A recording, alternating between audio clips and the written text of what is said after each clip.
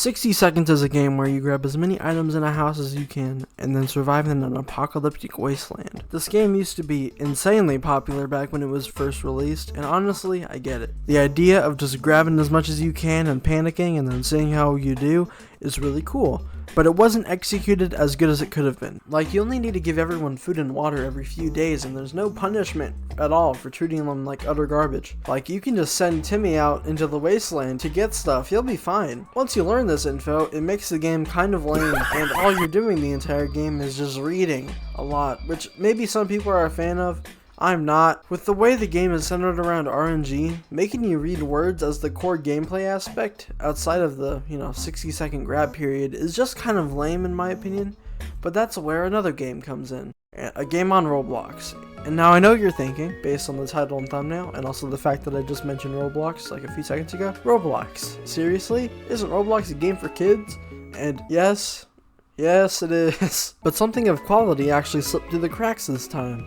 Radiant Residence. This game is centered around surviving the apocalypse. You only have 60 seconds to grab stuff, blah blah. It's basically 60 seconds. But after you do the gameplay portion of grabbing as much stuff as you can, you go into the bunker.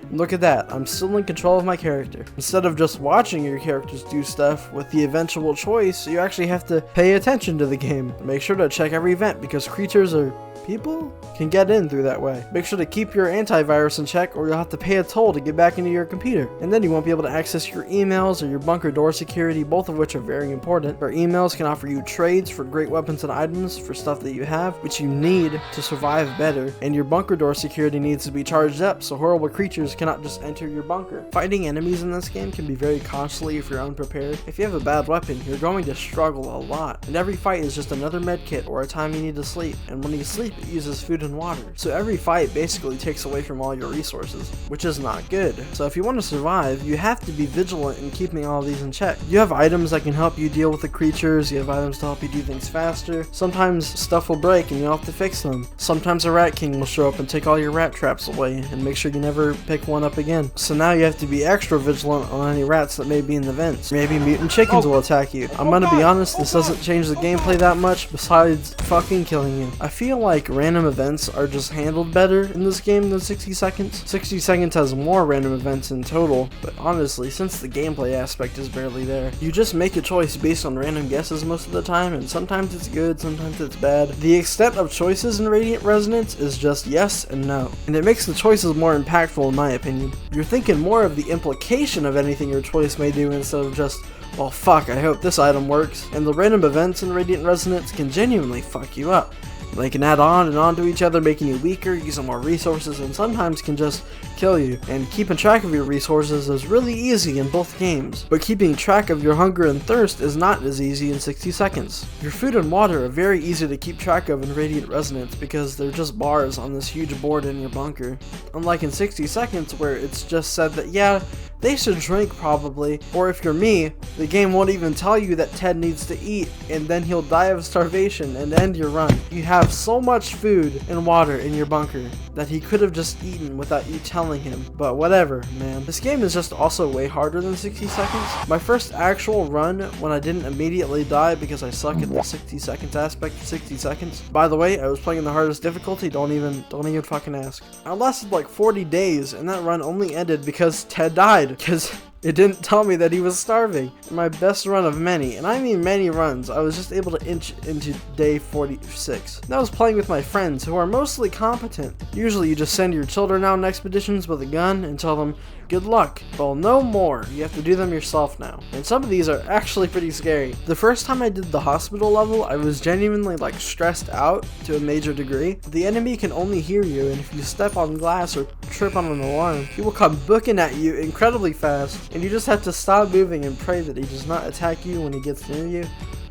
It's definitely the scariest level in the game, even though it makes no sense how he doesn't make any sound whenever he trips over an alarm, but whatever. And well, sadly, the other levels are a little lacking in terms of the horror. They're still dangerous as hell, don't get me wrong. The neighborhood can be pretty scary with the drone constantly going around and people shooting at you, but sometimes they're replaced with random enemies, which is actually really cool how expeditions can be different each time you visit them. The random enemies can genuinely be terrifying, especially when playing alone, because it just gets riskier and riskier over time, and combined with barely being able to see anything, even with a flashlight equipped, it can really catch you off guard, and I think it should be classified as hard in all honesty, and sometimes you might catch the enemies having some private time. I'm sorry, bro. I wasn't looking. I promise I wasn't gonna do anything. Leave me alone. The supermarket is never scary. The enemies are always in plain sight, and the other version of this level is just with acid rain, and that's mainly just an annoyance. If you're too scared to go on expeditions, you can buy resources with real money, which I'll be honest is definitely the worst part of the game for me. At least you can't buy any rare items, you still have to find those yourself, but it is kind of lame. But also the game is free, you have to make a living somehow, I don't blame them too much. I recommend you play the game for yourself, because there's a lot of stuff I haven't mentioned that's just as great as everything else. And there are actual endings as far as I'm aware, and I just haven't survived enough to see them. Me and my friends played this game with proximity chat, and it was incredibly fun. And while we were playing, my friend unironically screamed louder than I've ever heard him scream. It was one of my favorite moments in this game, maybe any game. Are you okay? Here's some other moments that happened while we were playing. Oh shoot. Wait, is there a guy on the radio asking for help?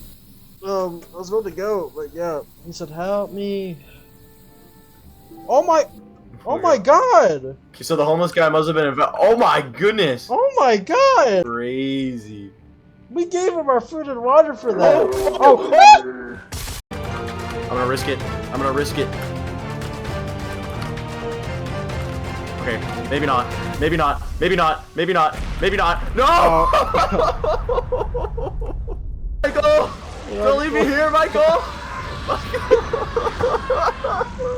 Honestly, man, if you have some friends to play this with, it's a great game with friends, and if you're playing alone and are a pussy like me, then you can enjoy a great horror experience as well. That is my video. It is over. I am sorry that I haven't been uploading. I keep getting ideas for videos, and then halfway through, I'm like, but do I really want to make this video? Because some of the stuff I do want to make, it's centered around drama, and I don't really want to be known as a drama channel. It's not really what I want to do. I'll make them eventually, but they're not really the focus of what I want this channel to be.